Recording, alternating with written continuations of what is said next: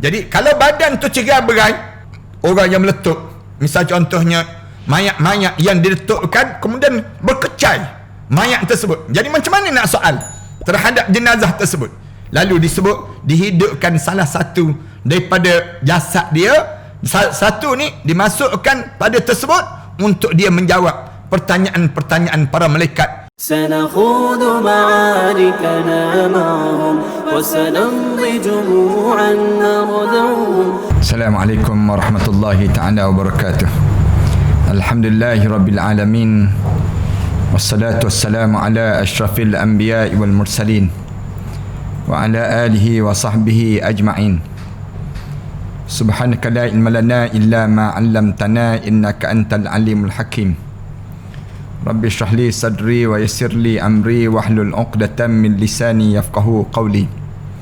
Rabbi yassir wa la tu'assir wa tammim bil khair, amma ba'd. Para penonton, sahabat-sahabat yang dihormati sekalian, syukur kita kepada Allah kerana pada malam yang baik ini Allah telah menganugerahkan peluang pada kita untuk sama-sama kita berbicara tentang tajuk-tajuk yang saya dah baca beberapa hadis-hadis yang cerita tentang mengenai barzah. Kemudian pada malam yang baik ini insya-Allah kita akan cuba simpulkan setiap perbincangan kita yang sebelum daripada ini cerita tentang mengenai barzah ini. Lalu kita bincang dan kita sebut beberapa perkara yang telah kita sebut dan kita bincangkan sebelum daripada ini untuk dijadikan panduan. Kerana tentu di kalangan para penonton dan sahabat-sahabat sekalian, tatkala mana kita cerita tentang mengenai barzah ini, kita dengar banyak hadis-hadis yang berbeza-beza. Kenapa hadis ini berbeza-beza dan kenapa kita dalam keadaan kita diterangkan keadaan yang berbeza-beza ini? Malam ni kita akan buat jawapan terhadap perbincangan kita tentang barzah ini. Kerana sebelum daripada ni saya baca hadis daripada Bara' bin Azib. Kita baca daripada hadis Anas bin Malik. Kita cerita tentang daripada hadis-hadis daripada Abu Hurairah radhiyallahu anhu. Semua cerita tentang mengenai barzah. Maknanya cerita mengenai barzah ni panjang dan luas, perbincangan para alim ulama. Cuma di sana ada beberapa perkara yang kita boleh untuk kita manfaatkan pada malam yang baik ini supaya kita boleh nampak jelas bagaimana keadaan barzah ini yang perlu kita lalui pada masa yang akan datang nanti. Yang pertama, para penonton dan sahabat-sahabat sekalian, di mana Imam Qurtubi telah berkata dalam sebuah riwayat disebut pertanyaan tersebut diajukan oleh kedua malaikat itu. Ini dalam satu riwayat kata bila kita masuk dalam kubur, pertanyaan yang akan ditanya oleh malaikat, dua orang malaikat. Kemudian sementara dalam riwayat yang lain kita akan jumpa diajukan oleh satu malaikat saja. Kita akan tertanya-tanya. Sebenarnya bila kita masuk dalam barzah ni, dalam kubur ni, kita ditanya oleh dua orang malaikat ke kita ditanya oleh seorang saja malaikat? Malaikat Ruman sajakah? Ataupun malaikat Munkar dan Nakir kah? Ataupun tiga-tiga malaikat yang akan tanya pertanyaan bila masuk dalam kubur itu? Lalu Imam Qurtubi jawab, hal ini tidak bertentangan.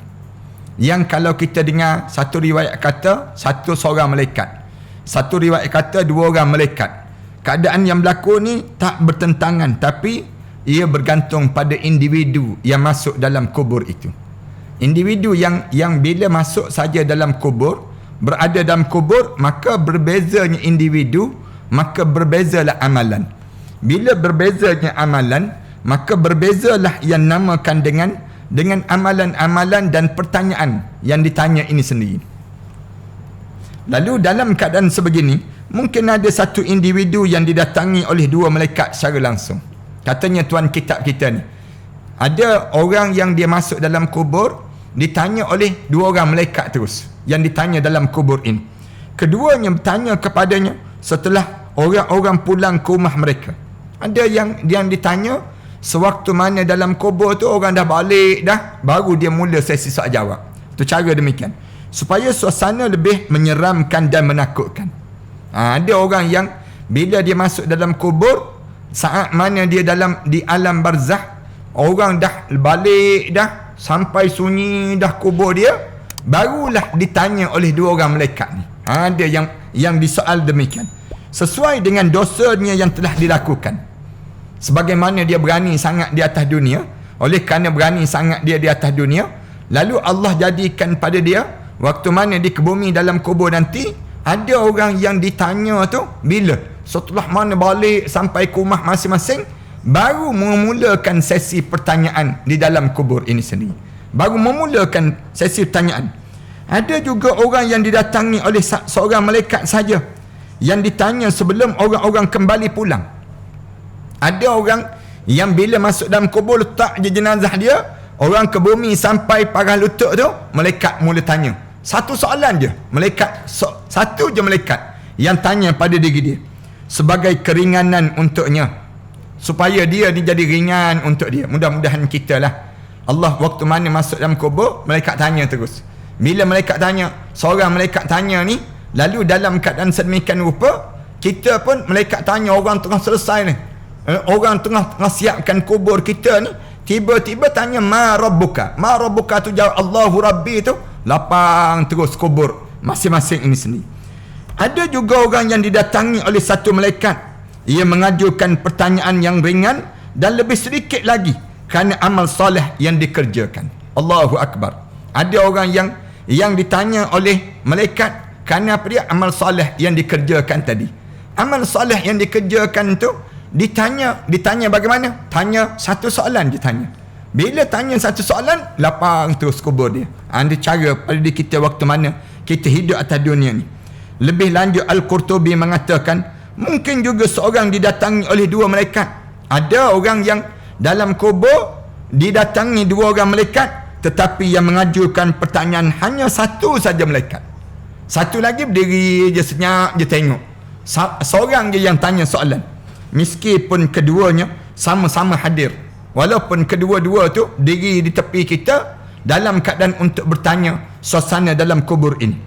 Demikianlah makna yang mungkin dikandungi dalam riwayat yang lain yang hanya menyebut satu malaikat.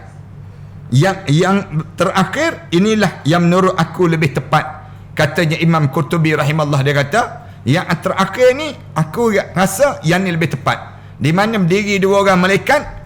Yang berdiri dua orang malaikat, seorang yang tanya, yang seorang lagi tak bertanya soalan. Kan ada, bila para hadirin sekalian dengar siri-siri kuliah kita sebelum daripada ni, kita dapati bahawa ada hadis yang cerita dua orang malaikat, ada hadis yang cerita satu je malaikat. Jadi kita akan keliru. Kita kata yang mana satu ni? Dalam kubur nanti, bila kita masuk dalam kubur, mana satu yang akan terjadi? Lalu Imam Qurtubi sebut, dia kata bergantung pada amalan kamu di dunia. Bergantung pada amalan kita di dunia. Kalaulah amalan kita ni amalan yang kita berani sangat buat maksiat di atas dunia, berani lawan syariat Allah, berani Allah buat menyeramkan pada seorang. Bila masuk dalam kubur tu dia tak jumpa lagi keadaan. Malaikat nak tanya macam mana? Bagaimana keadaan nak tanya? Sampai bila? Sampai orang balik semua. Bila dah senyap je kubur dia daripada segala-galanya, maka di waktu tersebut baru mula sesi soal jawab untuk dia. Mula sesi soal jawab tu menakutkan, menggerunkan, kerana orang tak ada dah. Tak ada siapa dah di atas kubur dia. Bila tak ada siapa dah di atas kubur dia, maka di waktu tersebut dia mula disoal, ma rabbuka wa ma nabiyuka wa ma dinuka wa ma kiblatuka wa ma tu dia seorang dalam kubur tu lepung dalam kubur tersebut. Ini keadaan yang berlaku pada seorang yang bergantung amalan dia.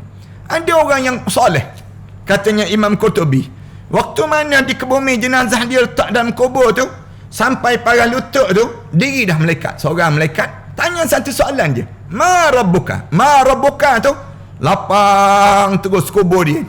Orang tengah siapkan kubur dia ni, dia dah berada dalam syurga dah, di dalam kubur ni. Dia dalam keadaan yang ditenangkan oleh malaikat. Malaikat kata jangan bimbang, jangan takut. Kamu tanya satu soalan ni, kamu dah selesai dah. Kubur kamu dah wangian syurga Allah Subhanahu Wa Taala dah sekarang. Kamu jangan takut dan jangan kamu bimbang saat sebegini.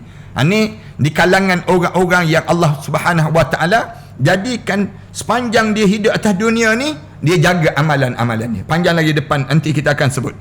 Yang kedua, dalam perbincangan sepanjang daripada kita sebut hadis-hadis Rasulullah cerita tentang suasana barzah ini, masih menurut Imam Qurtubi, hadis-hadis yang ada juga saling berbeza dalam menyebut cara pengajuan pertanyaan. Dan kalau kita dengar sebelum daripada ni hadis-hadis cerita tentang cara teknik malaikat bertanya dan pemberian jawapan. Kadang-kadang malaikat tanya ma rabbuka wa ma dinuka wa ma kiblatuka. Kadang-kadang malaikat tanya terus man hadzal rajul, siapa lelaki ini. Kemudian kita dapati dalam hadis Rasulullah sallallahu alaihi wasallam ada jawab Allahu Rabbi, Muhammad Nabi. Tapi ada yang jawab dia kata hadza Abdullah, hadza Nabiyullah, ni hamba Allah, dan seterusnya dia ni Rasulullah, Nabi Allah Subhanahu Wa Taala. Jawapan tersebut kadang-kadang ditanya soalan berbeza, kemudian dijawab dengan jawapan yang berbeza, tapi dalam keadaan yang dijawab dalam keadaan yang berbeza-beza jawapan. Kenapa jadi demikian? Sama juga, ia juga bergantung pada setiap individunya. Bergantung pada individu di atas dunia. Di antara mereka ada yang ditanya mengenai sebahagian daripada bahagian akidah saja. Ada di kalangan mereka ditanya tentang akidah saja. Dalam kubur ni tanya pada dia, kamu percaya tak dengan liberal? Kamu percaya tak dengan sekular? Kamu percaya tak dengan komunis? Kamu percaya tak dengan LGBT? Kamu percaya tak dengan Islam? Mana kamu yakin dalam hidup kamu? Kamu percaya dalam hidup kamu bagaimana? Pada keyakinan hidup kamu. Ada yang tanya sebahagian daripada akidah, sementara yang lain ditanya mengenai seluruh bahagian akidah. Ada yang lain tanya lagi tentang akidah, keyakinan kamu dengan Al-Quran bagaimana? Tanya tentang akidah ni. Seluruh kamu di kalangan ahli sunnah wal jamaah ataupun kamu daripada puak mana yang kamu hidup di atas dunia. Ada yang tanya soalan demikian. Memang mungkin ada riwayat yang menyebut secara ringkas saja, tetapi ada juga riwayat yang menyebut secara lengkap di pertanyaan-pertanyaan tentang keyakinan dalam kehidupan seorang mukmin itu sendiri. Mengenai hal ini, kata Imam Jalaluddin As-Suyuti, aku berpendapat bahawa riwayat yang kedua itulah yang lebih tepat dan juga benar. Pandangan yang kedua, kata pertanyaan soal akidah menyeluruh yang akan ditanya. Kerana perkara yang paling asas dalam hidup kita ni akidah. Tuan-tuan kena ingat demikian pada diri kita. Akidah jangan goyang. Sebagaimana asas bangunan, naik tegak bangunan tinggi ni, kenapa dia? Kat bawah dia, foundation dia tu kuat. Demikian juga dalam hidup orang mukmin. Dalam hidup orang mukmin ni, perkara yang paling asas dalam hidup kita, benda yang perlu kita jaga sungguh, yang disebut dengan keyakinan kepada Allah. Akidah ni maknanya satu simpulan yang mantap dalam jiwa kita. Mulut kita sentiasa sebut la ilaha illallah Muhammadur Rasulullah. Yang ni yang diajar dalam hidup kita, mengutamakan keyakinan dalam mentaati perintah Allah ni, keutamaan dalam kehidupan seorang. Akidah. Kalau ditanya pada saya, amal ilmu apa yang perlu dibelajar terlebih dahulu Ustaz? Ilmu akidah, keyakinan pada Allah. Baru datang ibadah. Lepas pada kita ada akidah, baru datang ibadah. Kalau tak ada akidah dalam hidup kita, orang kita akan orang kita ni akan dalam keadaan tenggelam timbul dalam keyakinan pada Allah Subhanahu Wa Taala. Islam dia nak ajar dalam hidup kita ni, di antara kitanya yang pertama akidah, yang kedua ibadah, yang ketiga barulah akhlak. Dia akan jadi demikian. Tapi saling kuat menguat di antara perkara demikian.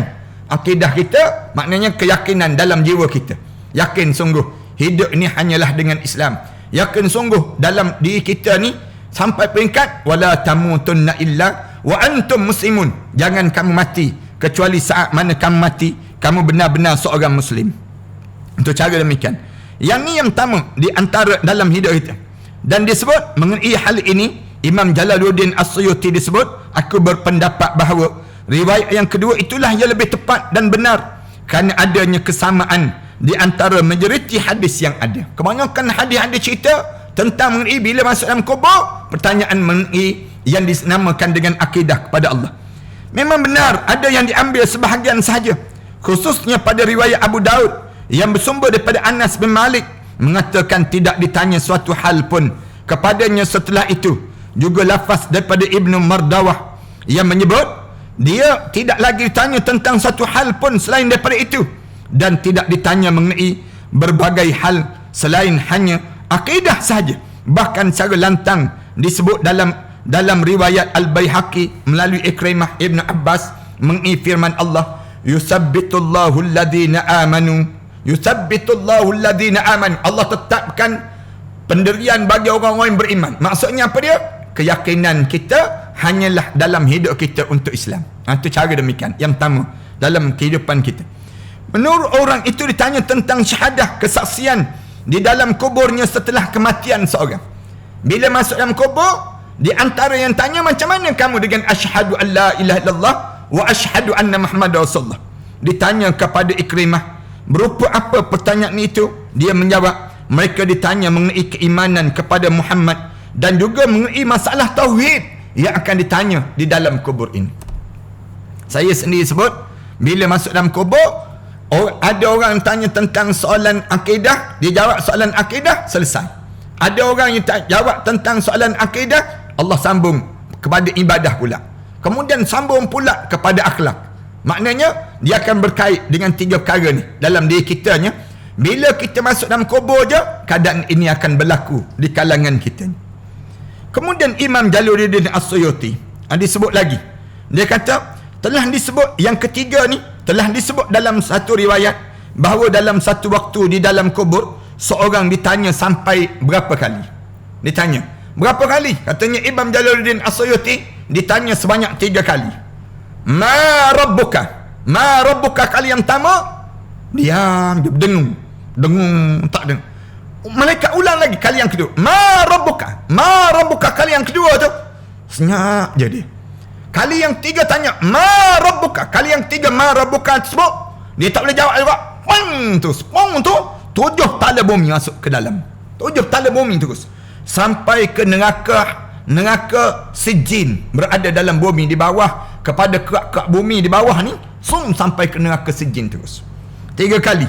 Sedangkan dalam riwayat yang lain tidak disebut jumlahnya. Ditanya soalan ni, ma rabbuka wa ma nabiyuka wa ma dinuka, ni berapa kali? Imam Jalaluddin As-Suyuti kata sebanyak 3 kali disebut demikian.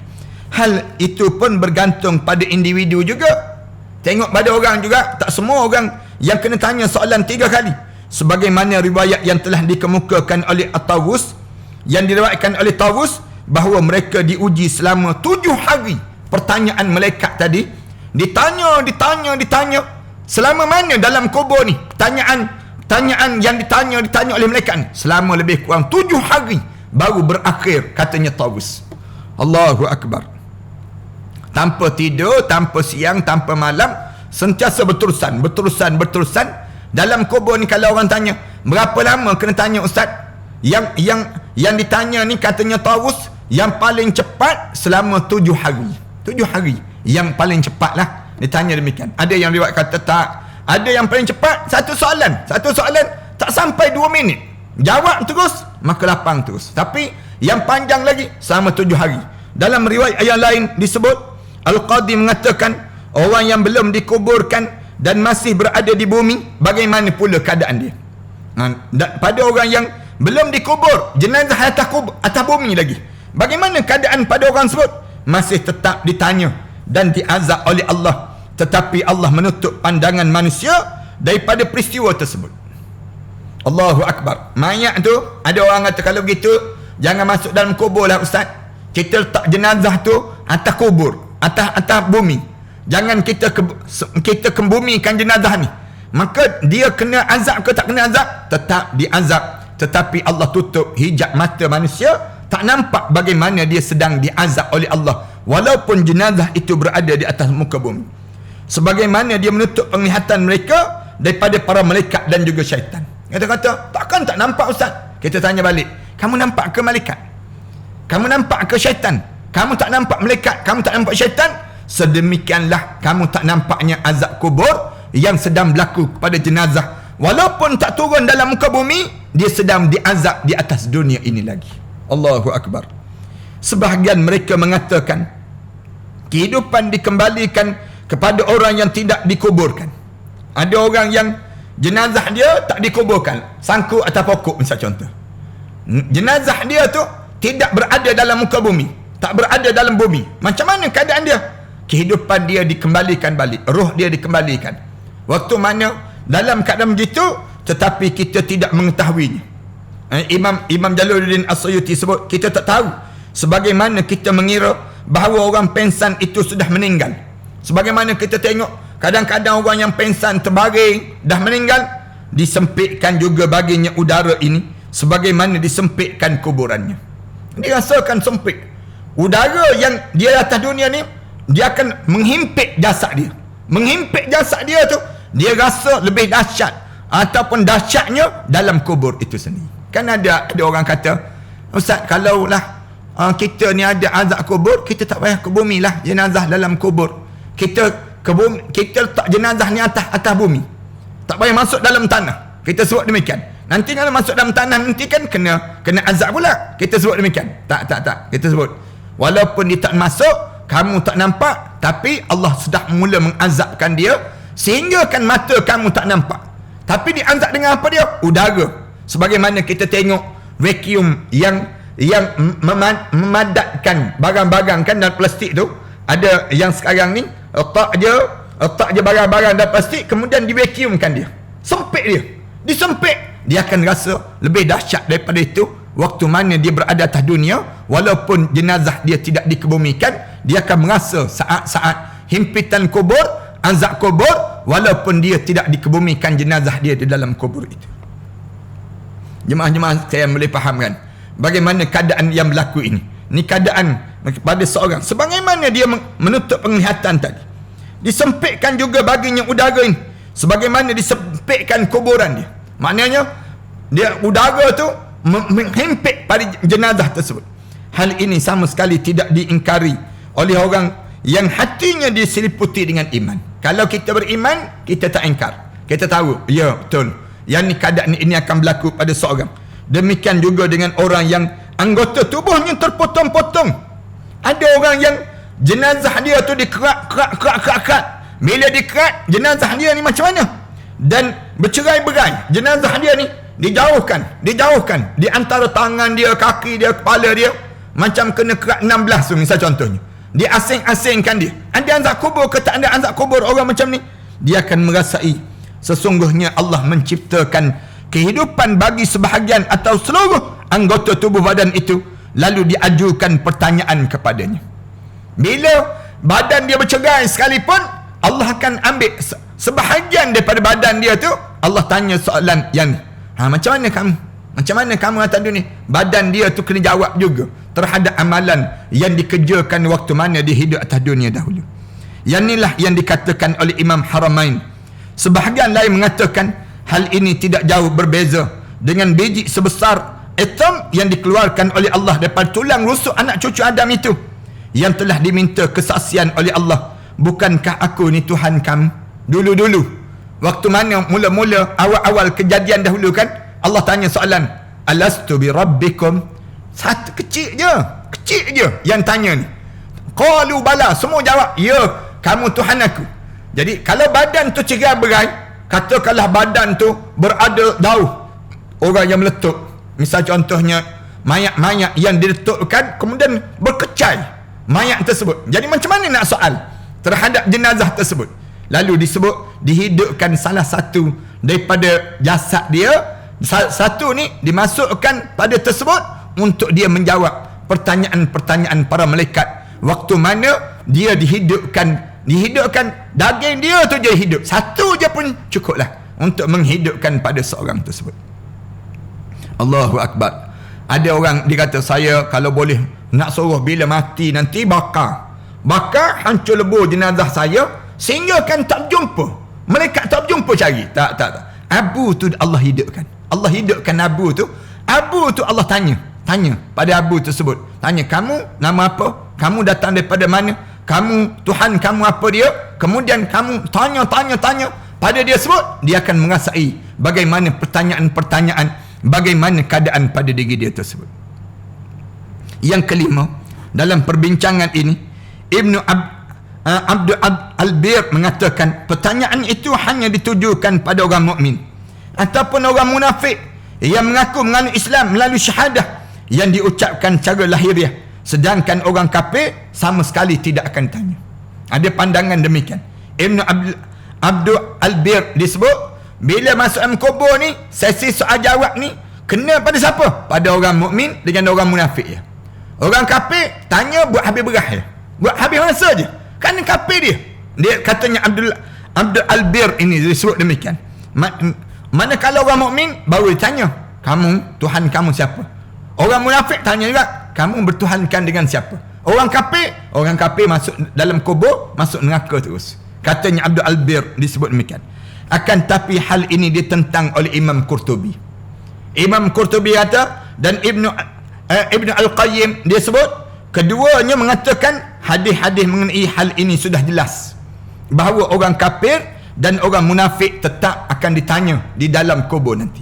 Tak kira orang kafir, orang munafik masuk dalam kubur kena juga tanya. Pertanyaan-pertanyaan perkara demikian berlaku. Yang keenam disebut laginya. Sama juga. Yang kelima mengenai hal ini, Imam Jalaluddin As-Suyuti berpendapat bahawa keduanya orang kafir dan orang munafik tidak pernah disebut dalam satu hadis. Tak pernah disebut dalam satu hadis. Yang ada hanyalah menyebut orang munafik dalam satu hadis. Cerita tentang mengenai dalam kubur ni orang kafir, orang munafik ni kena tanya ke?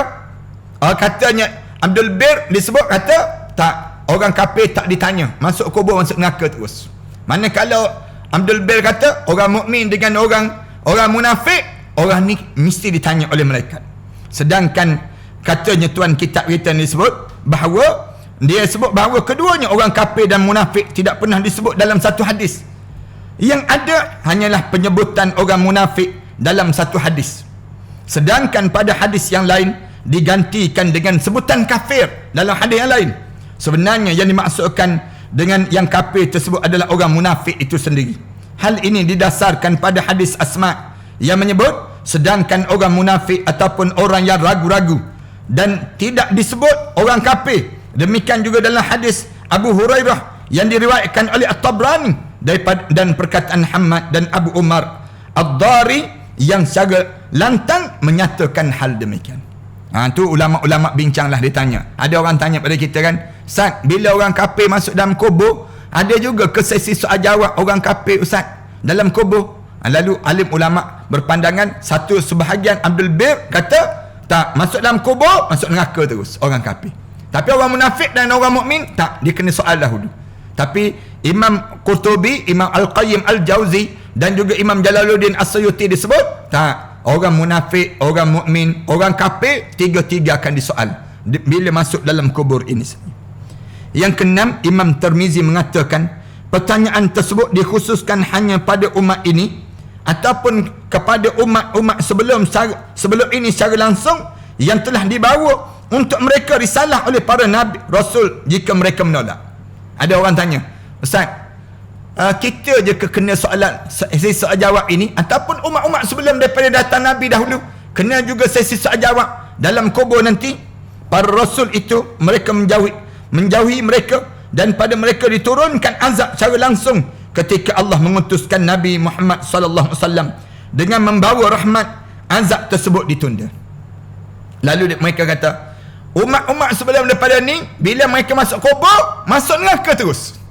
Tapi umat Nabi Muhammad ni tak. Katanya mereka berpandangan bahawa umat Nabi Muhammad ni bila mereka masuk dalam kubur mereka tak terus diazab, tetapi mereka ditanya terlebih dahulu pertanyaan pada mereka. Kemudian dengan pedang diserukan pada mereka agar masuk Islam, sehingga ada yang masuk Islam kerana takut kepada pedang, lalu ditanam iman di dalam hatinya.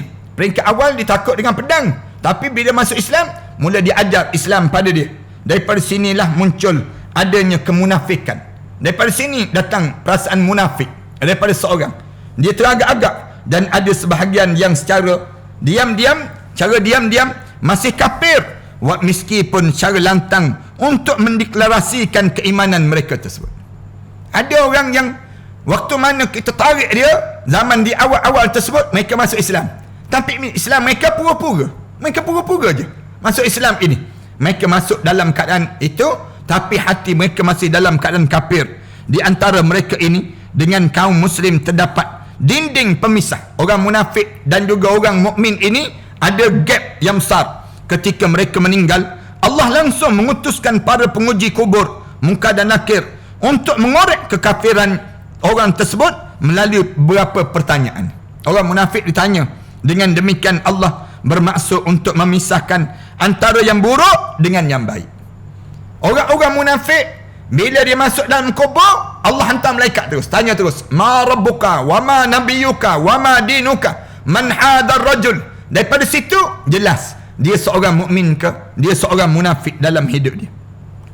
Kemudian dalam Ibnu Abdul Bir mengatakan bahawa namun pendapat itu ditentang oleh beberapa ulama. Mereka mengatakan pertanyaan itu ditujukan kepada umat ini dan juga umat sebelum daripada ini. Kebanyakan ulama sebut demikian. Maknanya kita tak usah bincang lah. Kalau orang tanya pada kita, umat dahulu kena ke Ustaz? Umat dahulu pun kena, umat sekarang pun kena. Sama je kena. Di dalam kubur, bila masuk dalam kubur, pertanyaan ini akan berlaku kepada umat dahulu dan umat sekarang ini. Yang keenam. Yang ketujuh, Imam Tirmizi juga menyatakan disebut sebagai fitnah kubur, malaikat Munkar dan Nakir. Kenapa disebut fitnah kubur? Kerana di dalamnya pertanyaan mereka berdua tersebut terdapat kehardikan. Bila mereka tanya, mereka tengking. Yang tu yang menyebabkan dipanggil fitnah kubur tu. Orang tanya kenapa dinamakan dengan fitnah kubur? Kerana herdikan yang keluar. Bila mereka tanya soalan ma rabbuka tu, mereka tengking. Ma rabbuka. Mereka tanya demikian. Mereka tanya lagi, man hadar rajul, siapa lelaki ni dalam hidup kamu? Yang menyebabkan ini dinamakan dengan fitnah kubur. Orang kata fitnah kubur ni apa dia? Fitnah kubur ni maknanya, kalau kita sebut fitnah kubur ni, satu benda yang kamu kena lalui ketakutan bila saat mana kamu ditanya oleh malaikat Munkar dan Nakir tersebut. Kita kan kalau kita kena herdik pada polis, tengok polis herdik, balik katanya polis, lari lintang pukang, balik terus kita. Kena tengking gitu kan. Ada setengah-setengah orang kena tengking pada isteri dia, balik katanya. Isteri dia sebut balik tu, tengking tu, kecuk je terus hati dia, balik terus. Ada yang jenis demikian. Yang jenis dia tidak ada kekuatan pada diri dia. Ada kena tengking pada ayah dia. Ayah dia tengking dia, kamu jangan buat macam ni. Buat macam ni tu mengletar, ketar tangan dia. Kena herdik, dia panggil demikian. Ada demikian juga dalam kubur. Dalam kubur ditengking oleh malaikat ini, sedangkan disebut Munkar dan juga Nakir kerana akhlak mereka tidak menyerupai penciptaan manusia. Kalau orang tanya, kenapa nama dia Munkar dan Nakir? Kerana perangai dia tak perangai manusia. Tak ada perangai manusia. Malaikat dan juga haiwan, penciptaan kedua tidak ada yang menyerupai Allah menciptakan keduanya sebagai penghormatan, peneguhan dan pembuka mata bagi orang yang beriman. Tetapi keduanya sebagai penyingkap tabir, penutup orang munafik di alam barzah sebelum mereka dibangkitkan, sehingga mereka mendapat azab dalam kubur itu sampailah ke akhirat Allah Subhanahu wa taala. Allahu akbar. Kemudian yang ke-8, dalam perbincangan penting mengenai barzah ini, Imam Qurtubi mengatakan bahawa jika ditanya bagaimana malaikat itu bertanya dan mengajukan pertanyaan ke seluruh mayat yang berada di tempat yang saling berjauhan dalam satu waktu. Ada orang tanya, Ustaz, Covid yang mati ni kan ramai. Bila Covid mati ni ramai, mati kat Malaysia, mati dekat Indonesia, mati dekat negara-negara tertentu yang mati ni, sampai ke Amerika. Macam mana nak tanya soalan dalam kubur?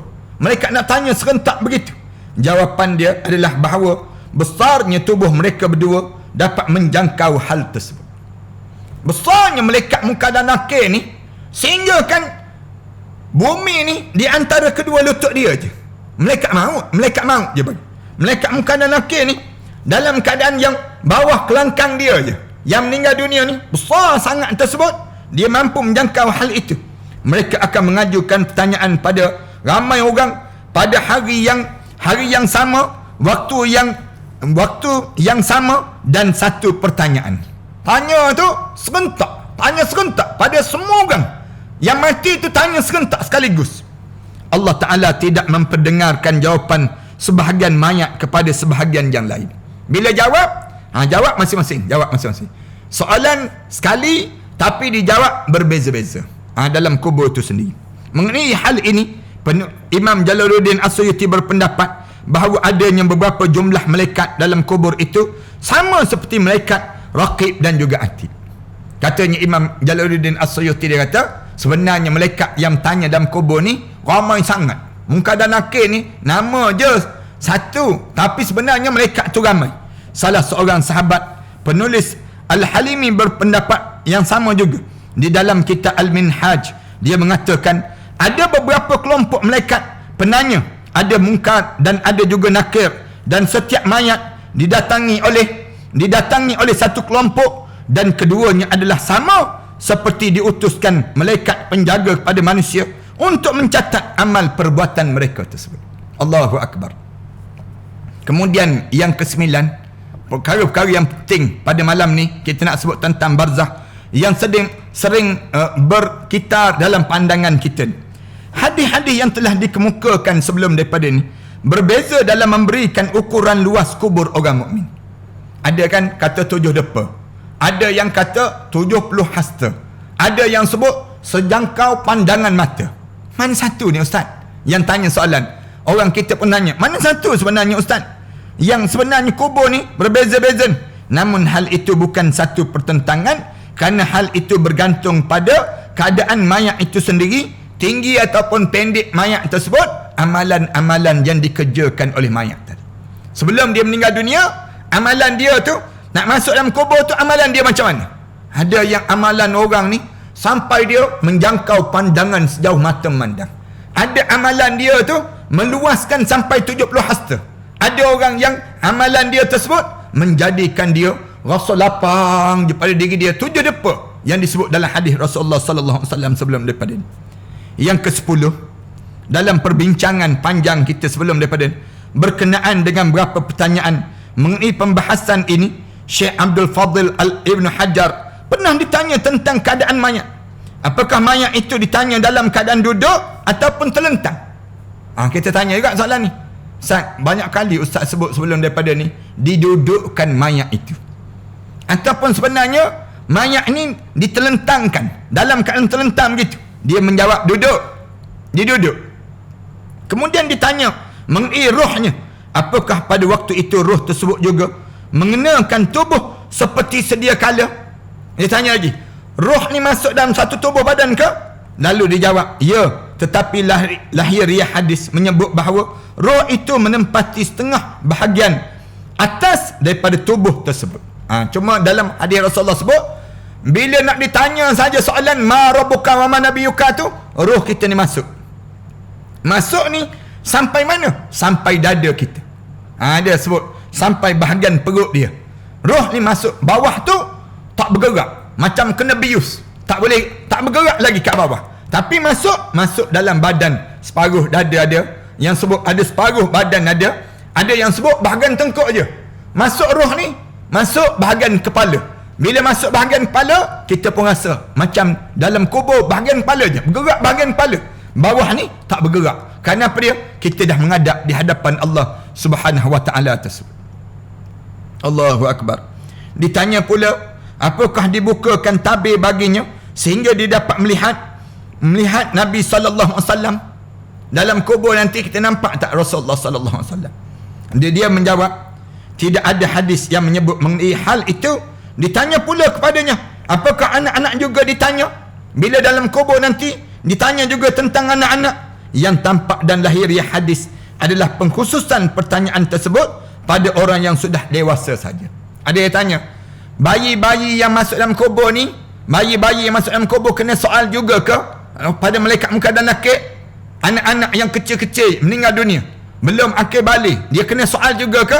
Lalu kebanyakan jawab, tidak ada hadis Rasulullah cerita tentang anak-anak yang ditanya ataupun bayi-bayi yang belum akil balik, belum dipertanggungjawab, ditanya dalam hidup dia. Bahkan mereka menjadi di antara pembawa-pembawa obor dalam syurga Allah, dan mereka di antara orang-orang yang masuk dalam syurga yang nunggu-nunggu saat ibu dan ayah mereka untuk masuk dalam syurga Allah Subhanahu wa taala. Allahu Akbar. Lepas tu sabarlah pada orang yang meninggal dunia, anak-anak kecil. Kena banyak sabar pada diri kita. Ibnul Qayyim mengatakan hadis-hadis yang ada secara lantang menyebut pengembalian roh ke atas badan ketika pertanyaan diajukan. Jelas. Bila kena tanya soalan, start daripada masuk dalam kubur tu tanya je, mereka mula tanya soalan, roh confirm masuk dalam tu badan ini. Banyak sangat. Tetapi pengembalian ini tidak seperti di dalam kehidupan di dunia. Kita kena ingat, bila roh kita ni masuk balik itu bukan macam atas dunia dah. Sebab tubuh dan seluruh anggotanya memerlukan pemeliharaan dan makan, tetapi roh memberikan kehidupan lain yang ditujukan untuk menghadapi ujian dan pertanyaan saja. Maknanya bahagian kepala je masuk. Bahagian kepala je masuk. Sebagaimana layaknya kehidupan orang yang sedang tidur. Dia hidup tetapi tidak sedar. Kerana tidur yang berlaku pada diri dia itu sebenarnya menyerupai kematian orang yang tidur dan tidak mempunyai kehidupan yang sempurna. Gambaran orang tidur, cuba tengok macam mana. Demikianlah hal ketika mana roh itu dikembalikan pada satu mayat, yang mana kehidupan itu juga tidak sempurna. Bila kita kata nanti hidup balik dalam kubur nanti ustaz, dalam kubur nanti, tak, dia hidup tak sempurna. Hidup bahagian kepala je, bahagian bawah ni tak hidup-hidup dah pada diri dia. Kerana wujudnya yang disebut dengan wujudnya tetap mati. Tidak ada dalil dalam hadis yang menunjukkan bahawa jasad itu berdiri sendiri tanpa roh, sementara roh itu tetap melekat pada badannya pada saat diuji di dalam kubur, meskipun badan dan tercerai-berai dan terpotong-potong pada diri dia sebut. Yang ke-11 yang penting juga kita nak sebut pada malam yang baik ini, yang ke-11-nya dalam kitab Rawadul Rayahin karangan Al-Yafi, Syafiq Al-Balakhi mengatakan, kami pernah memohon 5 perkara dan mendapatkan 5 perkara dalam keadaan 5 perkara yang lain juga.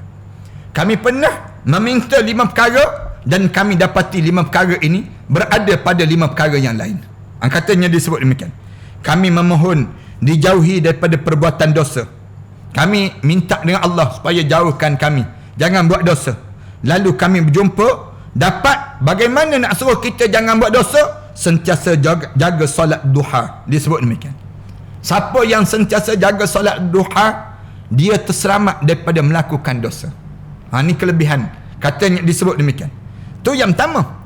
Lalu kami memohon yang kedua, memohon penerangan dalam kubur. Kami pohon yang kedua, biar kubur kami ini bercahaya. Lalu kami dapati di atas dunia ini, supaya kami bercahaya dalam kubur kami dengan kami bangun solat malam. Dengan bangun solat malam. Siapa yang bangun solat malam, bercahaya kubur dia dalam kubur nanti. Allah jadikan pada diri seorang tersebut. Yang ketiga, kami memohon jawapan bagi malaikat munkar dan nakir.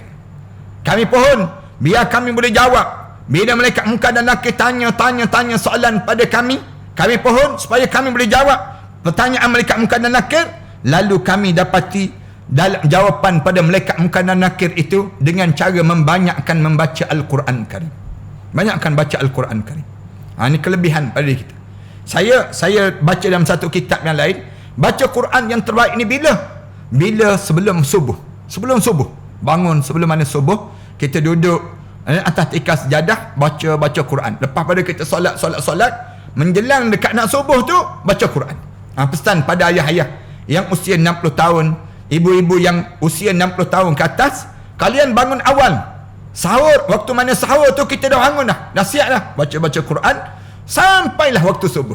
Quran ini akan menjadi peguam bela pada kita, menjawab bagi pihak kita waktu mana kita dalam kuburan nanti. Kami memohon dapat menyeberangi sirat, lalu kami mendapatkan dalam puasa dan sedekah. Yang keempat, kami pohon untuk nak laju titian sirat, kami dapati dalam puasa dan sedekah. Kemudian yang kelima, kami memohon agar dinaungi arasy Allah, lalu kami dapati dalam kami menyendiri dan juga beriktikaf kepada Allah Subhanahu wa taala. Ini kelebihan untuk nak berada di bawah naungan arasy Allah. Al-Asbahani yang ke-12 pada malam ni, Al-Asbahani dalam At-Targhib melalui jalur Abu Hadbah menuturkan riwayat daripada Asy'at yang diterima daripada Anas sebagai hadis marfu'. Hadis ni hadis marfu', disebut barang siapa yang meninggal dunia dalam keadaan mabuk, ingat betul-betul ni, siapa-siapa yang mati dalam keadaan mabuk, dia akan masuk dalam kubur juga dalam keadaan mabuk. Dalam keadaan mabuk. Maknanya apa dia? Dia jadi bingung je. Masuk dalam kubur tu mabuk juga. Mati saat mana dia mati, dalam keadaan macam mana dia mati, macam itulah dia akan dimasukkan dalam kubur nanti. Mati tengah baca Quran, masuk dalam kubur tu tengah baca Quran. Mati dalam keadaan puasa, masuk dalam kubur tu dalam keadaan nak berbuka puasa pada diri dia. Orang yang mati dalam keadaan bagaimana dia sedang mati, begitulah dia dimasukkan ke dalam kubur dia saat mana dia menghadap di hadapan Allah. Allahu Akbar. Jaga-jaga pada diri kita. Diriwayatkan oleh Abu Fadl At-Tusi dalam Uyunul Akhbar melalui jalur Abu Hadbah, hadis daripada Anas bin Malik. Di dalamnya disebut malaikat maut mencabutnya dalam keadaan mabuk, dan malaikat Munkar dan Nakir mengajukan pertanyaan dalam keadaan mabuk juga. Dalam keadaan dia mabuk juga. Dia tu mabuk. Siapa-siapa yang dia meninggal dunia dalam keadaan dia mabuk, dia masuk dalam kubur, dia mati dalam keadaan mabuk. Mati dalam keadaan mabuk, malaikat Munkar dan Nakir tanya dia dalam keadaan dia sedang mabuk. Allahu Akbar. Allahu Akbar. Jangan tuan-tuan. Jangan matilah di saat mana kita mati sedang mentaati perintah Allah Subhanahu Wa Taala. Mati tengah sedekah. Allah pahala sedekah mencurah-curah untuk diri dia. Masuk dalam kubur tu dalam keadaan dia sempat bersedekah. Allahu Akbar. Untung pada orang demikian. Dekat nak meninggal dunia tu, dia bahagi harta benda dia untuk jalan agama dalam hidup dia. Yang ke-13 dalam fatwa Syekh Imaduddin Al-Balqini disebut, seorang mayat akan menjawab tanyaan dengan bahasa Syria disebut. Lalu akan tetapi aku tidak menemukan dalil yang menjadikan pertanyaan pendapat tersebut. Tak berjumpa.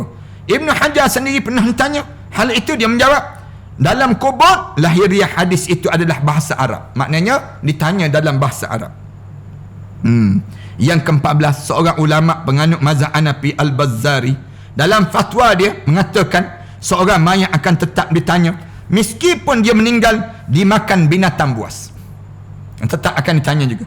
Tanyaan malaikat itu diajukan di dalam perut binatang itu. Sementara jika dia ditempatkan dalam peti untuk dipindahkan daripada satu tempat ke tempat lain, dia tidak akan ditanya selama dia belum dikuburkan. Ini pandangan yang demikian. Mudah-mudahan ilmu yang kita belajar pada malam ini, dia akan membawa kebaikan pada kita untuk memahami barzah itu bagaimana, keadaannya bagaimana. Mudah-mudahan Allah rahmati kita, dan insya-Allah kita akan mula berbicara tentang orang-orang yang tidak ditanya di dalam kubur, orang-orang yang tidak disoal di dalam kubur, insya-Allah dalam siri-siri yang kita sedang bincangkan ini. Auzubillahi minasyaitanirrajim. Bismillahirrahmanirrahim. Alhamdulillahirabbil alamin. Wassalatu wassalamu ala asyrafil anbiya'i wal mursalin wa ala alihi wa sahbihi ajma'in. Rabbana iftah bainana wa baina qaumina bil haqq wa anta khairul fatihin. Rabbana zalamna anfusana wa illam taghfir lana wa tarhamna lanakuna minal khasirin. Rabbana wa tub alaina innaka antat tawwabur rahim. Rabbana atina fid dunya hasanah wa fil akhirati hasanah wa qina adzabannar. Walhamdulillahi rabbil alamin. Tuan-tuan, sekali lagi saya nak maklumkan tentang mengenai kita sedang menyampaikan sumbangan-sumbangan pada mereka yang terkesan dengan PKP ini. Kalau tuan-tuan ada sumbangan-sumbangan, tuan-tuan bolehlah sampaikan di tabung tabung yang telah kita umumkan di skrin tersebut. Tuan-tuan tengok dalam akaun Matan Center. Tuan-tuan boleh terus kepada matancenter.com. Tuan-tuan akan dapati di sana ada maklumat-maklumat yang telah kita sampaikan, termasuk di tempat-tempat yang kita maklumkan ini. Terima kasih sekali lagi pada sahabat yang di TikTok, sahabat yang di Instagram, sahabat yang di YouTube dan sebagainya. Mudah-mudahan Allah rahmati kita semua. Aqul qouli hadza astaghfirullah li wa lakum. Wassalamualaikum warahmatullahi taala wabarakatuh. خذوا معاركنا معهم وسنمضي جموعا نردعهم ونعيد الحق المغتصب وبكل القوة ندفعهم وبكل القوة ندفعهم بسلاح الحق البتار سنحرر أرض الأحرار ونعيد الطهر إلى القدس من بعد الذل وذا العار من بعد الذل وذا العار سنخوض معاركنا معهم وسنمضي جموعا نردوهم ونعيد الحق المغتصب وبكل القوة ندفعهم وبكل القوة ندفعهم وسنمضي ندك معاقلهم بدبيل دام يقلقهم لا إله إلا الله محمد رسول الله عليه صلاة الله وآله والأحبة